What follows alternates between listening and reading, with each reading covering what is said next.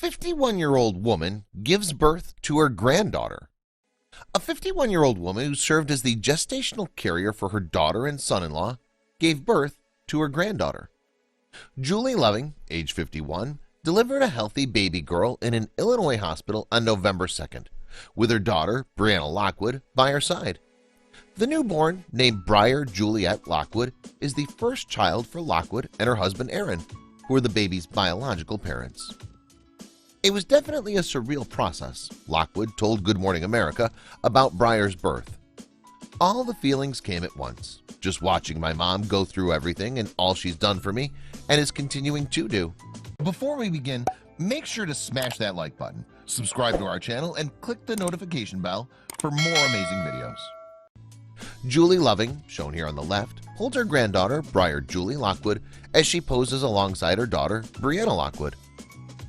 Loving gave birth to Briar after being induced about 10 days before her due date. She had to undergo an emergency C-section due to difficulties with the umbilical cord, according to Lockwood. The delivery marked the first C-section for Loving, a mom of two, whom Lockwood described as having a normal pregnancy. She definitely rocked the pregnancy, and birth rocked her a little bit, but she did a great job, said Lockwood. It was a super emotional day, with lots of tears and lots of happy times, and some scary times, but our doctors and team were great. Brianna Lockwood, shown on the far right, holds her mom's hand during the delivery of Lockwood's daughter. Lockwood, a 29-year-old dental hygienist, and Aaron began trying for a baby almost immediately after they were wed in 2016. After 1 year of trying naturally without success, Lockwood began seeing a fertility specialist.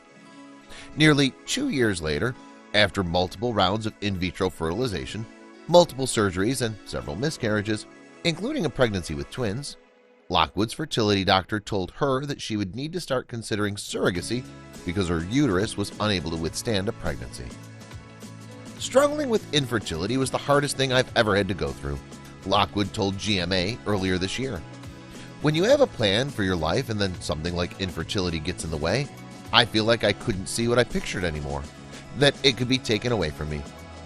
Lockwood's doctor, Brian Kaplan of Fertility Centers of Illinois, suggested finding a family member or a friend to act as her gestational carrier. Going through an agency can cost more than $100,000, according to Kaplan.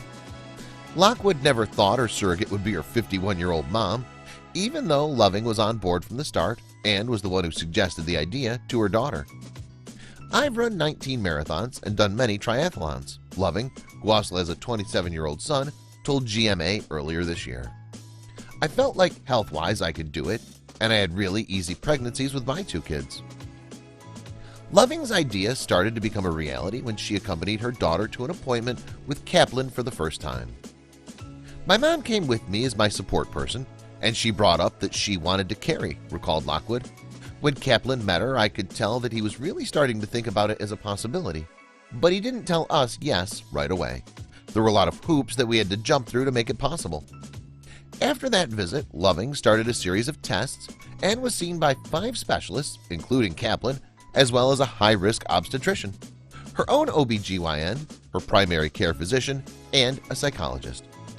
She got past all of us with flying colors, Kaplan told GMA.